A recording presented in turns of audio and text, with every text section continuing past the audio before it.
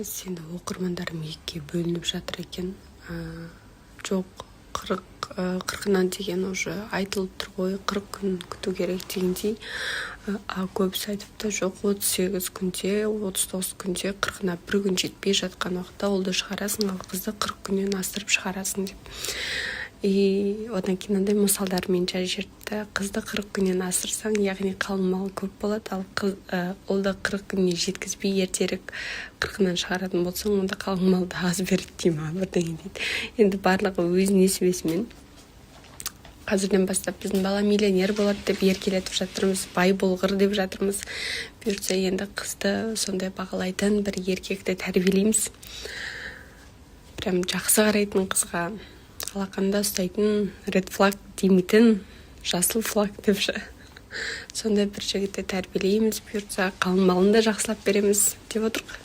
Потом деген маған көп айтып жатыр, Диана, терле деп.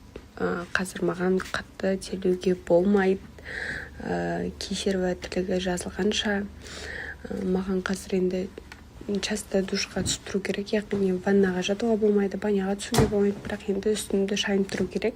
И менде косметический шов болғаннан кейін ол өзіме өз жоқ болып кетті, сондықтан да жуынып ішімді кептіріп отыруым керек та. И пока что қазір маған қатты терлеуге болмайды. Бірақ после эпидуралки дейді ғой, кішкене қимылдасам, жата берсем спайка болып қалама деп қорқам да, ары-бері жүруге тырысам, ал вот көп жүріп қойсам, енді артындағы сүйегімнің ауырғанын айта алмаймын. Отырсам опақ, тұрсам сабақ болып сүйіп жүрген жайым бар енді. В общем, оңай емес екен. Бір бала туамыз деп машинаның запчастына ұстап кішкене шашылып қалған жайымыз бар. Әйел 40 жанда. Именно, достар, мен вообще қарнымды мүлдем тырнамағам. Ой, жаным! Осы неге емсі де ұйықтамайды екен, деп ойланып қалдым да. Вообще мен тырнамағам, қарнымды мүлдем 9 айға дейін.